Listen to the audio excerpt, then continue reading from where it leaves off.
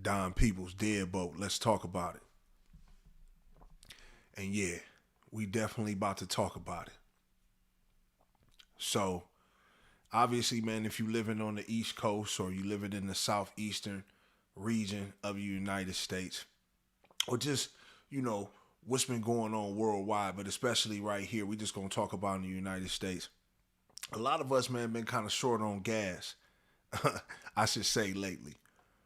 And, it's crazy that now all of a sudden, we've been dealing with COVID, we've been dealing with, everything else. Now you want to say that a brother can't get no gas and that Russian Russians hacked our pipeline, our gas pipeline. I mean, it's one thing to say that the Russians or the Chinese did it, because that seems to be the theme about all this, you know what I'm saying, when it comes to what's going on around the world. But the cyber attack on the Colonial Pipeline, which got all of America right now on freeze, is there something deeper to it? I want to dive in a little bit because I see a little bit of smoke and mirrors and a little bit of testing.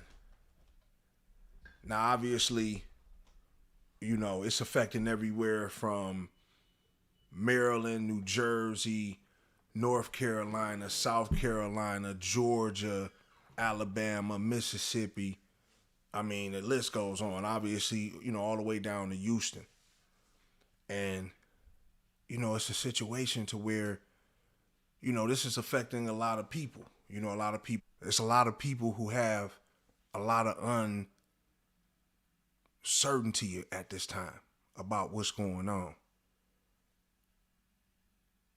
And everybody is looking at, what's next. What's next to pop? What's next to go? I don't think it's gonna stop at the gas. I don't think it's gonna stop at, you know what I'm saying, the just not being able to fill up. It's gonna go a lot deeper. And I feel like we need to prepare for that. You know, just like when Texas had their little winter storms. Now, they playing with the gas. So we got to understand that. So yeah, you got to be prepared. Obviously, fill up your tanks and stuff like that. But also, don't go too crazy this summer. That's what it's telling you for first and foremost. You don't want to go crazy. You don't want to be in a situation to where, you know what I'm saying, you can't, take care of your family or be in a position to preserve if next the diesel goes. Because, obviously, the gas ain't too much going to mess with the trucks. But it's definitely going to be a situation to where, once the trucks get affected and then the food starts shortening up and you start seeing less supplies on the shelf, that's when it's going to be a problem. So, if they got the codes to the, pipeline, what else do they got the codes to? Is this going to be an excuse all year? Every time something happens, we're going to blame it on Russia or blame it on China. It's like we're setting ourselves up to go to war with these entities.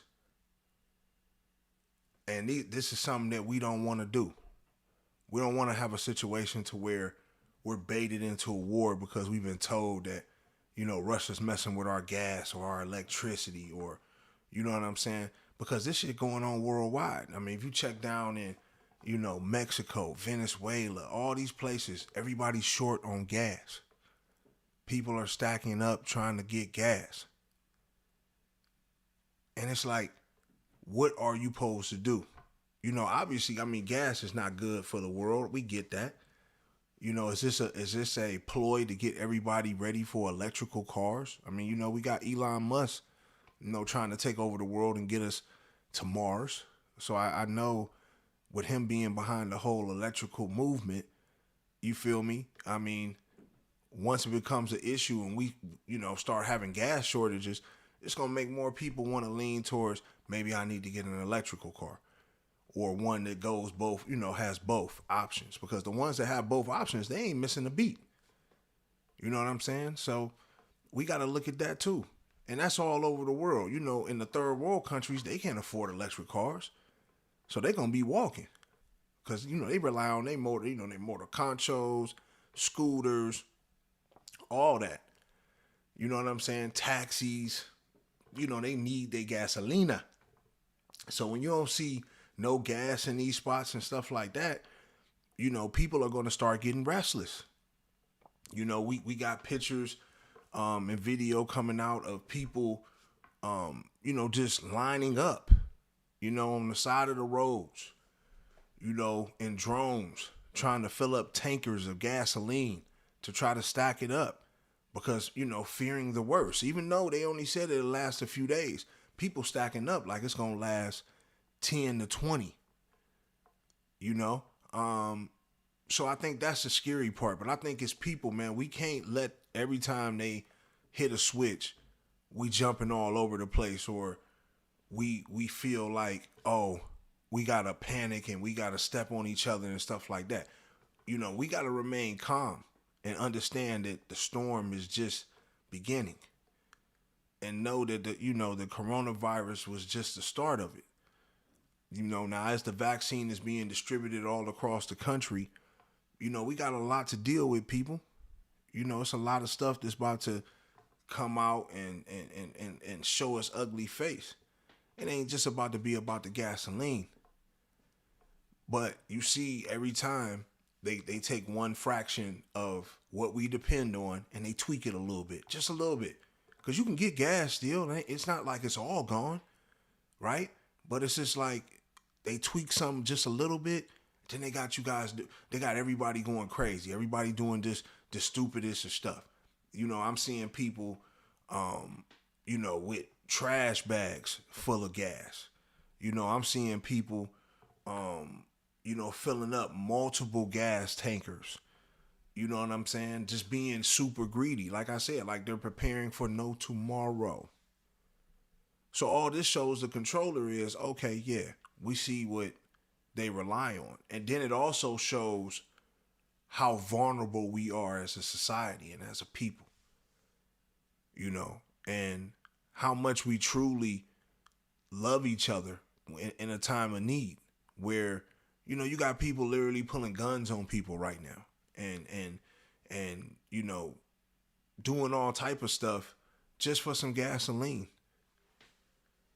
And, technically everybody's still supposed to be social distancing and, doing all this stuff. And, a lot of companies, thank God, haven't made a lot of people go back to work all the way yet. So, gas, luckily for majority of the population, I'm not even going to say majority, maybe half of the population, still working from home. So, them tanks are lasting a little bit longer, but we got to prepare for the food shortage to come next. We got to prepare for the EMT, to blow up over the sky and knock out our power for weeks. We got to be prepared for this. So we got to have generators. We got to have storage of food.